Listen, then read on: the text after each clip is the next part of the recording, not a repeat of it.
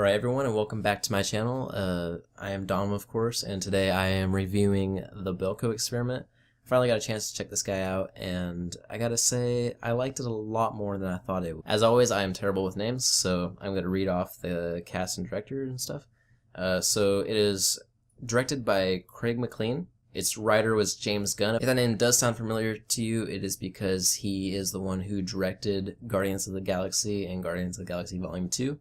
And he's going to be doing Volume 3. The cast on this one was huge. There was, I think, 80 people in the building, 100 people, something like that. But the main big names include, the main character of this movie is played by John Gallagher Jr.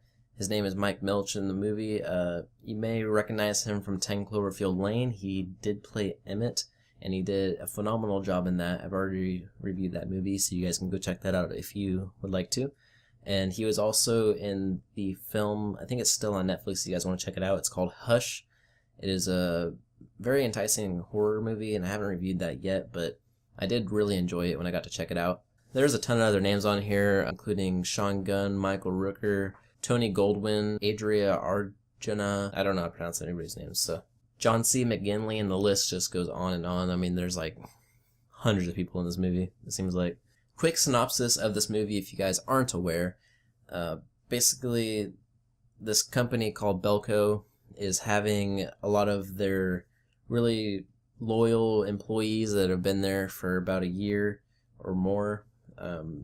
They're opening a new branch in, I think it was South America, some part of Mexico. I can't really remember where exactly it was at. But basically, it was a story that was too good to be true to begin with. And they're opening up a new branch, this really fancy facility, kind of in the middle of nowhere, which should have been pretty obvious because there was nothing around them. But maybe they were just optimistic. We come to find out that everybody that is in that building had a tracker chip, is what they called it. It was to improve employee efficiency. It was all installed into the back of their neck, kind of in their brain almost, and it turns out to be an explosive. Basically, it's just a normal day at the office until all the windows shut and a mysterious voice comes over the intercom and tells them that they're required to kill a certain amount of the coworkers in a certain amount of time, and the pure madness and slaughter ensues from there.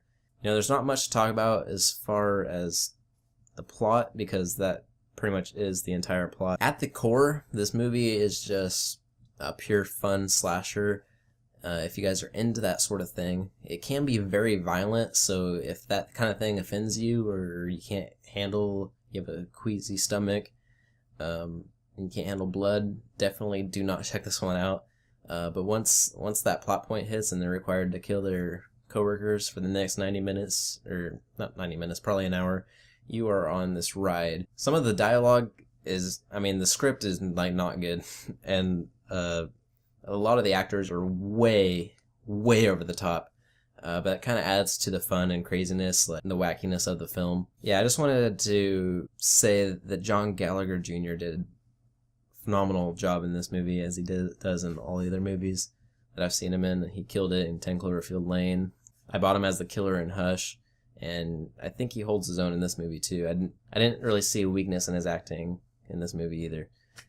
Even when he was acting around people that were going way over the top, he kind of seemed to keep it in the realm of reality, so to say. And there's not much else to talk about except for they do seem to set it up for a pretty obvious sequel. So maybe we'll get that in the future. Yeah, I like this a lot more than I thought I was going to.